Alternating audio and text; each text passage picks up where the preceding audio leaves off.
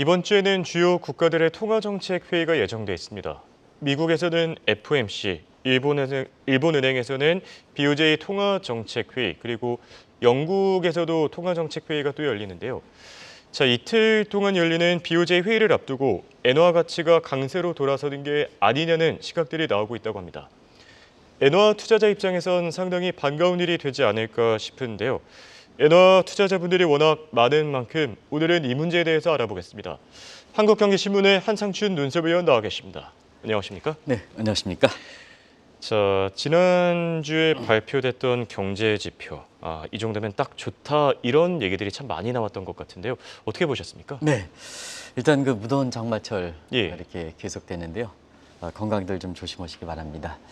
이번 주는 아무래도 이 환율 얘기를 좀 많이 얘기가 나올 것 같아요. 그렇죠. 금리 차 문제이기 때문에 지금 앞서 홍행국계에서 이번 주 일정에 슈퍼 위크다 표현할 만큼 예. 일본과 미국과 그리고 영국에서 중앙은행 회의가 있고요.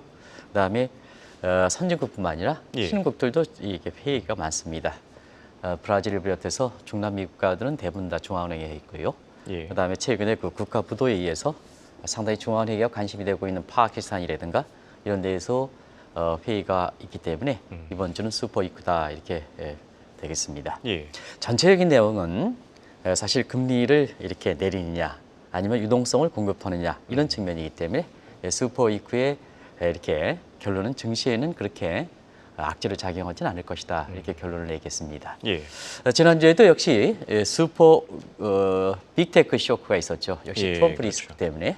근데 이번 지난 주말에 발표되는 경제 지표에 의해서 너무 이렇게 우려하지 마십사 하는 말씀을 드렸습니다. 예. 이 빅테크 업종들이 신규 쇼크가 발생했을 때 뭐 트럼프 대세론, 제이드 밴스의 빅테크 규제에서 주가가 많이 떨어서 일부에서는 거품 붕괴다, 본격적인 조정 국면이다.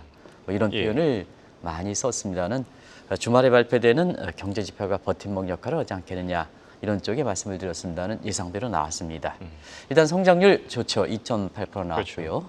그래서 1분기에 1.4%보다 2배 이상 나왔고요. 여기에 PCE 물가 상승률 우리 캐서분이 전해주셨습니다. 2.5%. 그래서 5월에 2.6% 드러나기 때문에 우리가 성장률 높아졌는데 예. 사실 물가가 떨어지니까 사실 이 표현은 뭐 정확하게 학술적 정어로 정의된 용어는 아니기 때문에 이 골디락스라는 표현을 쓸 수가 있겠습니다. 그래서 미국 증시가 지난 주말에 강하게 반등하는 모습을 보였다 이렇게 됐습니다. 아까 우리 이 캐서분께서 예. 트럼프의 비트코인 발언 이게 이제 국제사회에 상당히 지금 관심이 되고 있어요. 이제 한번 정리해드리겠습니다. 그렇죠. 예. 아무리 대통령 후보고 이렇게 하더라도 미국을 비트코인의 수도로 만들겠다 하는 발언. 그런 측면에서 해리스와 똑같은 각도에서 접근하고 있는데요. 전혀 다른 분위기였었거든요. 예. 근데 이게 왜 그럴까? 미국 경권 억지입니다. 지금 트럼프 후보의 사실 정치자금 기부는 기업들이 기부를 잘 하지 않고 있습니다. 전통적으로. 그래서 비트코인이 정확한 액수는 추정하지 없었으나 트럼프의 지원 자금의 약 30% 이상을 접근합니다. 예. 그리고 해리스는 대부분 다 기업 자금, 슈퍼리치의 자금들입니다. 이게 좀 과거에는 기업 자금, 슈퍼리치 자금은 공화당의 후보들이거든요. 예. 근데 지금의 이 전통적인 미국의 이렇게 어떻게 시스템 사회에서 보면 대부분 다 해리스의 자금 지원이 좀 반면에 비트코인이라든가 이런 거는 트럼프를 주고 있다 측면이거든요. 그런 측면에서 트럼프 입장에서는 비트코인 리스를 강하게 얘기하는 것이 아닌가. 예. 실현 가능성이 있느냐? 개인적으로는 사실 시청자분의 판단에 맡기겠습니다. 아무튼 이거는 누구누구 개인의 사익이 국가 전체 정책이라든가 이러면서 본인의 당선 가능성을 위한 발언이다 하는 측면에서 많은 그 뒤에 논란이 있을 거다 하는 것을 말씀드리겠습니다. 알겠습니다. 실제로 암호화폐 강세론자들조차도 이 트럼프의 발언이 이제 사실 정치적인 어떤 뭐 쇼나 포퓰리즘일 가능성이 높다 이런 얘기들도 나오고 있더라고요. 좀 더 네. 살펴볼 필요가 있을 것 같고요.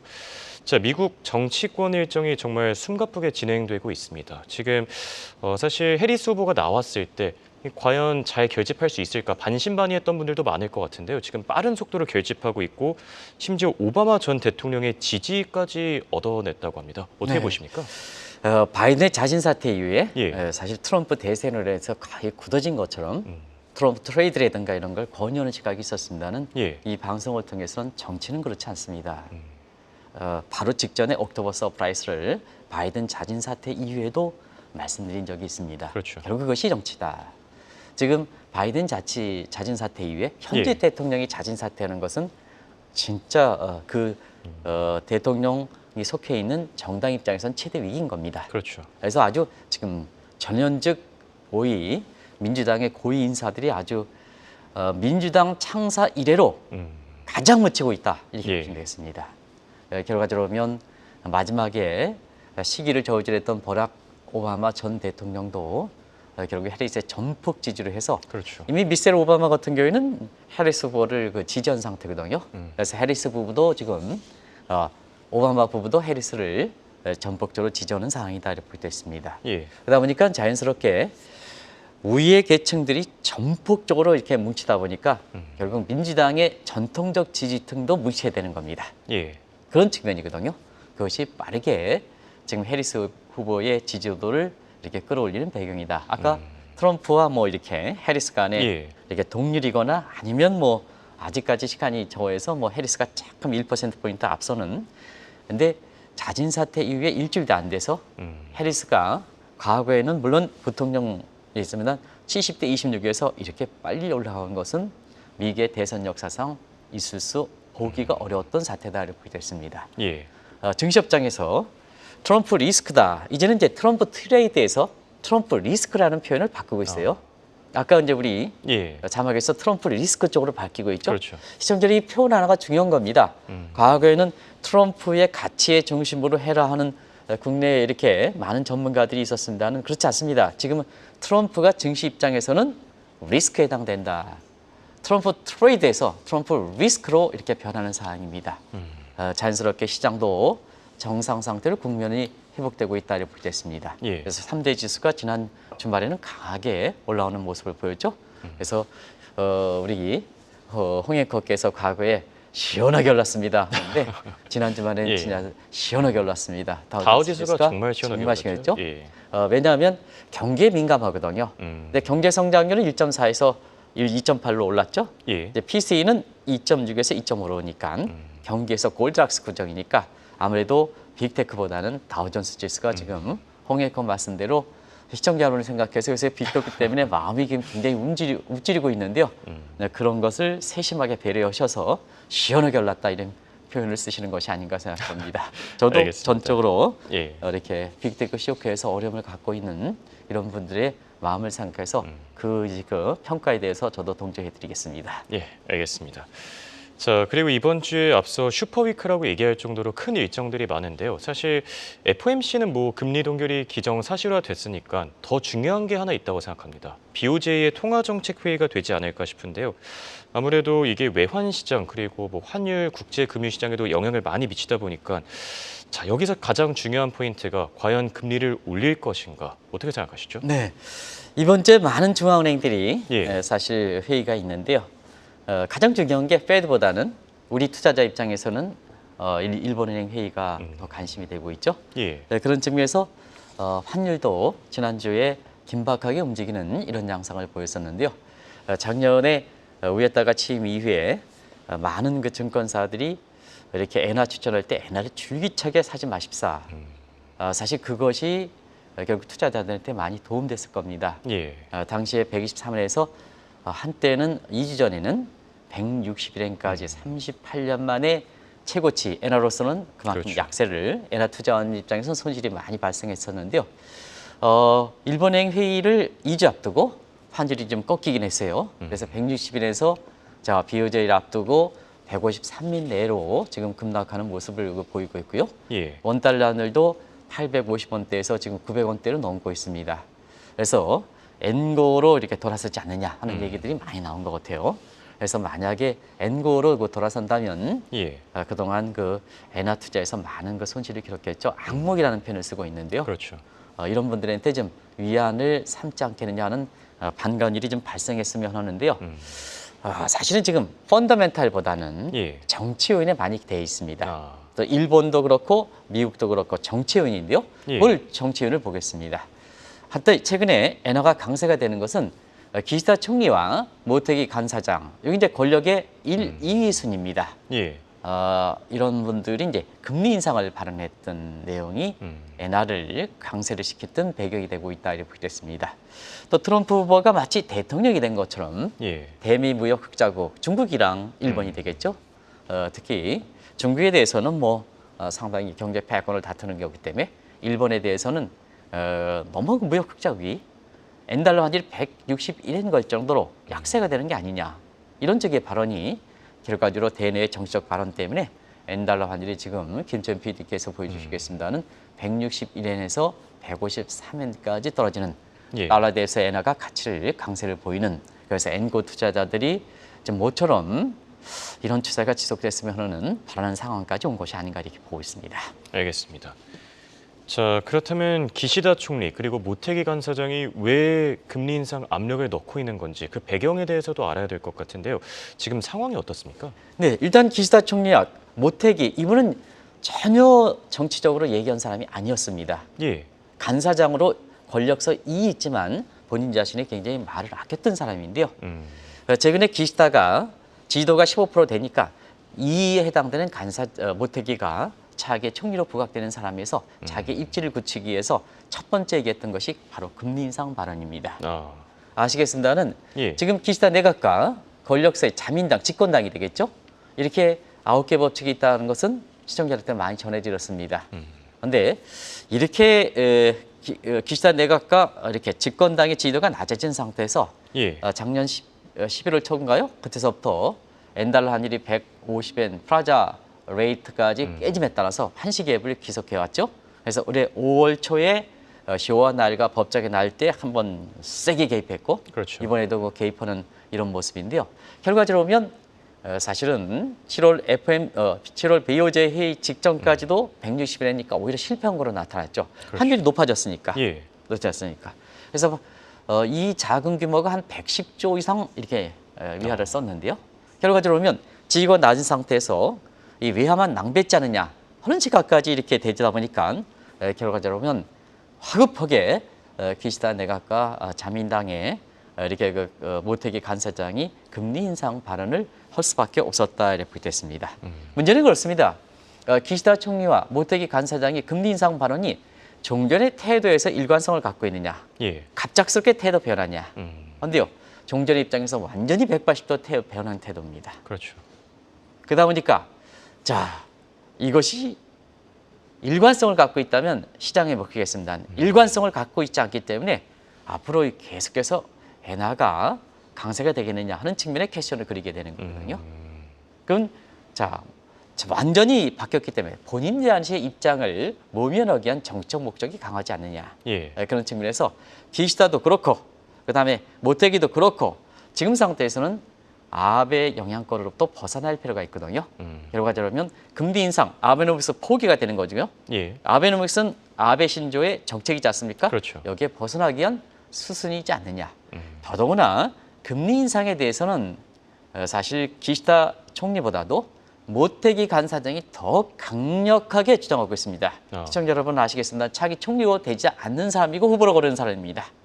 그런 상태에서 모테기 간사장이 더 강력하게 금리 인상을 이렇게 주장하다 보니까 결과적으로 보면 두 가지. 하나는 정치적으로 해석할 수밖에 없다. 예. 두 번째는 과연 금리 인상을 위에다가 받아들일 것이냐 하는 이 측면이 지금 사실 BOJ 회의를 앞두고 지금 관심이 되는 내용이다 이렇게 보게 됐습니다. 알겠습니다.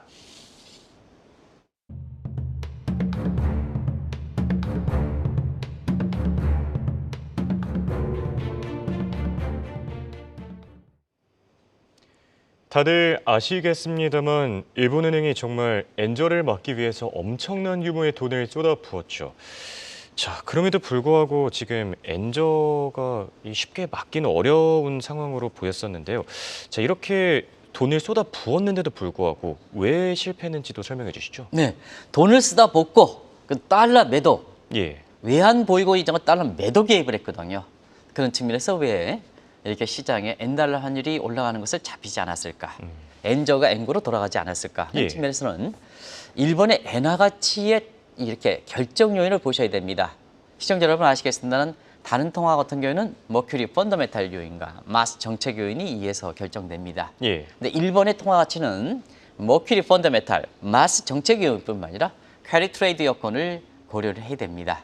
시청자 여러분 아시겠습니다. 아베노믹스는 자 저금리, 마이너스 금리와 엔저를 그러니까 금리 차와 그 다음에 환차익을 겨냥한 이 캐리 트레이드 여건을 가지고 이렇게 경기 회복을 모색한 2013년, 2012년, 2013년 이때 아베노믹스 정책을 추진했던 미국의 예일대 교수를 직접 이렇게 초빙해서 예. 한국경제TV에서 글로벌 컨퍼런스를 열었었는데요. 그때 분명히 캐리 자금의 여건을 가지고 경기 회복을 모색한다. 그만큼 일본이 뭐냐? 궁유직책, 아주 궁여지책이라는 얘기입니다. 예. 아베노믹스가 궁여지책 속에 나왔다는 얘기입니다. 그다음에 이게 10년 동안 지속됐습니다. 10년 동안 지속되니까 엔화의 그 통화치 결정률로서 캐리 트레이드 여건을 이렇게 결정률로서 정착된 거죠. 그러면 이렇게 되면 시청자 여러분이 경제 지식이 높기 때문에 금방 아실 수 있을 겁니다. 왜냐하면 캐리 트레이드 여건이 엔화 가치 결정 요인이라면 예. 자 달러 매도 개입분은 캐리 트레이드의 환차익과 금리차, 특히 금리차 면에서 직접적으로 영향을 주는 변수는 아니지 않습니까? 그렇죠. 그러다 보니까 뭐냐, 작년에 150엔 뚫려, 올해 들어서도 다시 155엔 뚫려 해서 11월 초에 직접 개입, 올해 10월 날과 법정의 개입, 이번에 160엔 뚫을 때 이렇게 돈을 들이붓는 데들도 그리고 일본의 엔화 가치에서 가장 중요한 캐리 트레이드의 금리 차례든가 이런 측면에 직접적으로 영향을 미치는 변수는 아니기 때문에 위험한 낭비한 거죠. 위험한 낭비하니까 예. 결국 그거의 시장 개입을 주도했던 부서가 뭐냐? 재무성이지 않습니까? 재무성은 기시다의 내각이죠. 예. 기시다의 내각. 그리고 집권당의 정책을 반영하는 거죠. 그러다 보니까 결국 금리 인상 쪽으로 이렇게 발언한 거다. 자, 이런 금리 인상 쪽에 발언자는 측면에서는 일단 일본은행의 결정 여부와 관계없이 충분히 일리가 있다. 예. 충분히 일리가 있다는 지적이기 때문에 엔달러 환율이 161에서 153엔으로 떨어진 엔화가 세된 배경이다. 이렇게 보시면 되겠습니다. 네. 그렇다면 여기서 궁금한 지점이 과연 우에다 총재가 이런 금리 인상 압력을 받아들일지가 궁금한데요. 어떻게 생각하시죠? 네, 펀더멘탈 중요하겠죠. 아무래도 펀더멘탈 중요하죠. 그런 예. 측면에서 측면에서 일본의 경제 성장률 아주 안 좋죠. 지금 금리를 거꾸로 내야 됩니다. 그렇죠. 일본의 경제 성장률 1분기 성장률이 마이너스 0.5라 전분기 대비입니다. 예. 미국식 방식으로 에스트리크 4승 때리면 어떻게 2%가 넘습니다. 마이너스. 그렇죠. 근데 이런 상태에서 N고로 전환되면 성장률은 더 떨어지겠죠. 예. 자, 일본이 1, 4분기의 성장 기여된 내역을 보면 수출이 그나마 받치고 있습니다. 여기에 중요한 것은 지금 엔저를 이용해서 한국 사람들이 여름철에 좀 제주도나 경포대 우리 국민들이 어려운 데 있잖아요. 거기 가시지 않고 일본을 가신 분이 많다는데요. 저는 개인적으로 좀 이렇게 어려울 때 좀 예. 이렇게 좀 강릉도 가주시고 예. 동해안도 가주시고 점에 제주도 좀 가주시고 해서 소비를 좀 우리나라에 썼으면 하는 바람입니다. 예. 물론 제주라든가 다 그런 거 아닙니다. 경포에 있어서 이렇게 바가지 요금 이런 걸 좀 해서 예. 이런 걸 좀 근절시켜야 논란이 되겠습니다는 되긴 했었죠. 예. 그래서 어려울 때 좀 우리 좀 이렇게 한국 경제를 좀 살리기 위해서 좀 그쪽으로 좀 지금 이번 주에 본격적으로 여름 예. 휴가철을 간다는데 그쪽은 좀 늦었나요? 다 이렇게 저부터 얘기해서, 가겠습니다. 네, 그렇습니다. 근데 일본 왜 얘기했냐면 예. 엔저를 이용해서 일본의 관광 수입, 한국인의 관광 수입이 일본의 성장률을 그나마 마이너스 0.5%를 받쳤다는 얘기거든요. 그렇죠. 근데 엔화 강세로 돌아서면 어떻게 되겠습니까? 수출이 안 되죠. 한국 사람 엔화 가치 올라가면 일본 관광 안 가죠. 그러다 보니까 일본 내에서 고민은 많다 이렇게 됐습니다. 예. 결국 두 가지 컴플렉스가 되는 거죠. 경우의 수가 되는 거죠. 자, 정치권의 그것도 권력서 1, 2 금리 인상 압력. 예. 근데 우에따 입장에서는 뭐냐? 경제권 생각해. 한번 경우의 수를 한번 따져보겠습니다. 자, 정치 압력에 굴복한다. 기시다와 모테기 간사장의 금리 인상 압력을 굴복한다면 일본 경제는 더 떨어지겠죠. 그리고 자, 일본의 BOJ의 독립성은 훼손되겠죠. 그렇죠. 뭐 우에따는 임기는 보장받겠죠. 뭐 반드시 예. 확실한 건 아니지만. 근데 정치 압력을 거부한다 하면 독립성은 유지한다. 일본 경제도 살린다. 근데 본인은 조기 교체 당한다. 근데 파월도 똑같은 입장에 처해 있죠. 트럼프로부터 이렇게 하는데요. 예. 사실 우에따 입장에서는 파월 의장보다는 정치력이 높습니다. 그래서 파월 의장은 7월 달 내지는 9월 달에 금리 인하 쪽으로 갈 것이다. 트럼프가 뭐라 그랬습니까? 대선 전에는 금리 인하를 불가하라고 그랬지 않습니까? 그렇죠. 그런데 금리 인하 쪽으로 갈 것 같습니다. 근데 우에따는 어떻습니까? 우에따는 정치성이 좀 강하거든요. 예. 그래서 금리 인상에 대해서 변수가 있다는 것을 말씀드리겠습니다. 알겠습니다. BOJ가 이번 주에 어떤 결정을 내릴지 지켜봐야 되겠고요. 자, 내부적으로는 그런데 대외적으로도 지금 다양한 변수들이 있습니다. 우선 트럼프 공화당 후보의 발언, 엔달러 환율을 하락시키는 요인으로 작용하고 있지 않습니까? 네, 달러 약세 발언, 특히 예. 대미 무역 적에 대해서는 지나치게 엔달러도 그렇고 중국도 위안화도 그렇고 너무 약세이지 않느냐. 일리는 있습니다. 예. 그래서 일부에서는 트럼프 2.0 시대에는 달러 약세 정책을 취할 것이다. 모 증권사의 페이퍼가 나왔죠. 그다음에 제2프라자 협정까지 체결할 것이다. 특히 일본에 대해서는 이런 시각이 나왔습니다는 공화당 전통은 아시겠지만 스트롱 달러, 스트롱 아메리카 정책입니다. 집권 1기 때를 달러 인덱스까지 한번 보겠습니다. 예. 집권 1기 때 이때도 달러 약세 정책을 추진할 것이다. 자막을 좀 돌려주시기 바랍니다. 달러 약세 정책을 추진할 것이다. 이렇게 했습니다는 예. 실질을 한번 보겠습니다. 1.0 시대 트럼프 1기 때에도 집권 4년 동안 달러 인덱스 평균이 95입니다. 직전에 오바마 정부 2기 때에 4년 동안의 달러 인덱스는 85입니다. 예. 역시 공화당의 전통은 어찌됐든 지켰다 이렇게 보게 됐습니다. 달러 약세가 아니라 달러 강세 정책을 추진했다 이렇게 보게 됐습니다. 예. 그리고 그러다 보니까 집권 2기 때 트럼프가 달러 약세 정책을 추진할 것이다. 실제로 그렇게 될 것이냐 하는 측면은 비트코인을 미국으로 스토어할 것이냐 하는 측면과 똑같이 같들어서 실현 가능성에 대해서는 퀘션을 그리고 있다 이렇게 되었습니다. 일본과 프라자 협정은 일본은 1995년대는 막강한 패나소닉에서 경제 여건이 강했습니다. 그렇죠. 그래서 엔코를 유지하기 위한 프라자 협정이 효과를 봤던 겁니다. 경제권 맞춰줘, 엔코 유지해. 경제권이 받으니까 엔화 강세가 됐던 거죠. 그래서 264에서 79.4까지 간 거죠. 근데 이번에 한번 보겠습니다. 이번에 일본 경제 안 좋죠. 거꾸로. 미국이 좋죠. 예. 제2의 프라자 협정 트럼프의 발언이 나오는데요. 이건 체결하더라도 효과가 없을 거다. 트럼프가 그걸 택할 것이냐? 트럼프는 굉장히 본인 자신의 입지에서 정책 실패를 이렇게 굉장히 싫어하는 사람입니다. 예. 과거 1985년에 일본과 미국, 지금의 일본과 미국의 경제권은 거꾸로 되어 있습니다. 증권사 페이패드로 제2의 프라자 협정이 나온다 하더라도 지켜질 수 있는 경제 여건은 펀더멘탈 여건은 아니다 하는 걸 말씀드리겠습니다. 알겠습니다. 자, 결론을 맺어보겠습니다. 국내 엔화 투자자분들 그동안 참 마음고생도 심하고 마음도 많이 졸이지 않았을까 싶은데요. 어떻게 근본적으로 그리고 추세적으로 엔화가 강세로 돌아설 가능성 어느 정도로 보십니까? 결국 최근에 엔달러 환율이 떨어진 것은 펀더멘탈이라든가 이런 걸 받쳐주는 건 아니다 하는 걸 말씀드리겠습니다. 다만 정치적인 일본과 그다음 미국의 트럼프의 정치적 요인 때문에 예. 이전에도 한번 엔달러 환율 160에 넘으면 차익 좀 한번 실현해 주십사. 엔저에 베팅했던 예. 사람. 이런 쪽에 말씀드렸습니다. 그리고 엔화 강세보다는 원엔 환율이 850대 실수요 차원에서는 엔화 강세 베팅하지 마시고 실수요 차원에서는 한 번 정도는 이렇게 엔화를 좀 보유하는 것도 괜찮습니다. 조금 말씀드렸습니다. 예, 기억나실 겁니까? 그래서 그동안 엔화 투자에 대해서 줄기차게 반대하다가 한번 차익 좀 실현해 주십사. 예. 근데 실수요 차원에서는 850원 정도 원엔 환율이 800 이렇게 사주로 쓰는 것도 좋습니다. 그런 차원이다. 그래서 최근에 엔달러 환율이 떨어지는 것은 그동안 엔저에 베팅했던 사람들이 너무 많은 수익이 있다 보니까 정책 발언을 위해서 차익 실현하는 단계지 엔화 강세 쪽으로 추세적으로 돌아가기 위한 펀더멘탈 여건은 아니다 하는 쪽으로 정리해드리겠습니다. 예. 나중에 시간이 나면 이 부분들을 좀 더 자세하게 말씀드리겠습니다. 알겠습니다. 지금까지 도움 말씀을 한국경제신문의 한상준 논설위원이었습니다. 대단히 고맙습니다. 네, 고맙습니다.